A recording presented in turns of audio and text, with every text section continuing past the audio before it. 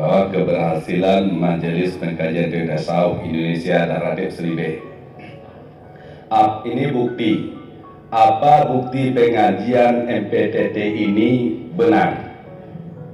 Yang pertama, banyak orang-orang yang bernarkoba dan sabu-sabu bisa bertobat. Ini bisa kita buktikan dari para pengakuan saudara-saudara kita yang sudah bergabung, mulai dari Singkil sampai ke Aceh sana. Yang dulunya beribu ulama, beribu pendakwah, mereka tidak bisa tobat. Ternyata dengan MPTT dan Ratib Seribe mereka bisa bertobat. Yang kedua, sebelumnya mereka tidak dapat menguasai nafsu. Yang mana kita tahu bahwa Rasulullah setelah perang Badar, Rasulullah berkata di hadapan sahabatnya, para pembesar-pembesar sahabat, Abu Bakar, Umar, Utsman dan sahabat-sahabat yang lain, kita sudah pulang dari perang yang kecil menghadapi perang yang besar. Perang yang besar adalah mana nafsu kita. Maka MPTT ini yang diperjuangkannya sekarang adalah supaya nafsu kita ini bisa tunduk dan patuh kepada ajaran Allah. Ini semua bisa dirasakan setelah MPTT dan Ratib Seribe zahir di permukaan bumi ini. Yang ketiga, dalam segi ibadah, dulu tidak pernah kita tawajuh sebanyak ini. Tidak pernah Jumat banyak.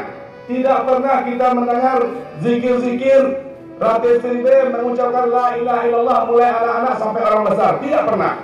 Dan tidak pernah kita melihat anak di bawah umur seperti di hadapan Abuya ini hadir di majlis mulia ini. Tidak ada. Yang ada pada masa Rasulullah SAW dan pada warasatul anbiya Abu kita ini. Tidak pernah hadir. Kemudian juga beribadah. Dulu kita berat beribadah, merasa terpaksa. Sekarang kalau kita tidak zikir, kita merasa rugi. Kalau kita tidak tawajuh, kita merasa rugi. Apalagi kalau kita tidak melakukan fardu-fardu yang diwajibkan oleh Allah Subhanahu wa taala. Ini bukti nyata dengan makna tempat-tempat ibadah sudah mulai dipenuhi, terutama oleh orang yang jahat-jahat dulunya. Yang keempat, semua mereka yang jahat-jahat sudah mulai melatih lasih dan sudah terbiasa dengan akhlak yang mulia.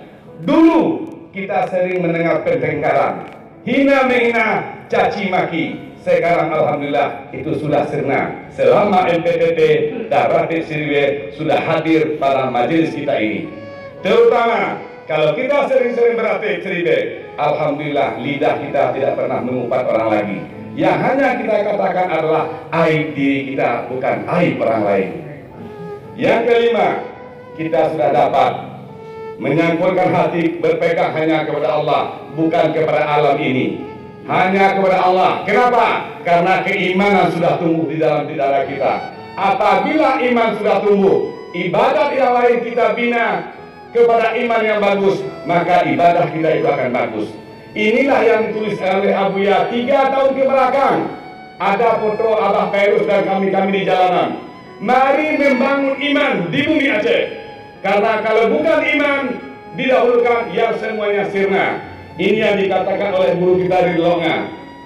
Di waktu penaklukan kota Palestina, Imam Ghazali mengarang kitab Ihya Ulumuddin. Di dalam kitab Mukhtasar Ihya Ulumuddin, Imam Ghazali mengatakan, Ad-dunia mazratul akhirah. Dunia ini tempat cocok tanamnya akhirat. Dunia maknanya hati, dan cocok tanam maknanya iman.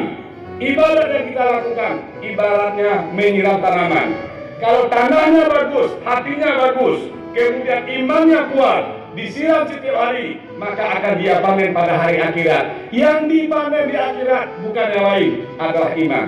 Ini semua yang dikatakan oleh Imam Ghazali dalam kitab Mukhtasar Ihya sudah dilakukan oleh Abuya melalui majlis MPTT dan Ratib Seribe. Maka karena demikian orang hadir sekalian, kita tidak boleh ragu. Ini semua bukti. Tapak Tuan, saudara kita yang barusan tadi mengatakan bahwa mereka sudah mulai bergabung dan masuk tarekat. Mereka menganggap bahwa Tidak ada kehidupan di dunia ini kalau bukan dengan ajaran Allah dan Rasul yang berlaku pada diri kita, rumah tangga kita, dan masyarakat, terutama negara kita ini. Kalau tidak, tunggulah kehancuran. Dan digarisbawahi, jangan sekali-kali kita menjelekkan ajaran ini, karena ajaran ini sudah terbukti mujarabnya, apalagi kepada diri kita masing-masing. Sekarang Bapak Ibu menjawab, pernahkah kita ratib mengatakan la ilaha illallah beribu-ribu dulu? Tidak pernah. Sekarang lidah kita sudah mudah mengatakan la ilaha illallah, termasuk anak yang di bawah umur seperti adik-adik kita ini. Apakah ada di negeri Anda, di kampung Anda yang menjelek-jelekkan ajaran MPPP dan Ratib Seribe ini? Baca kue.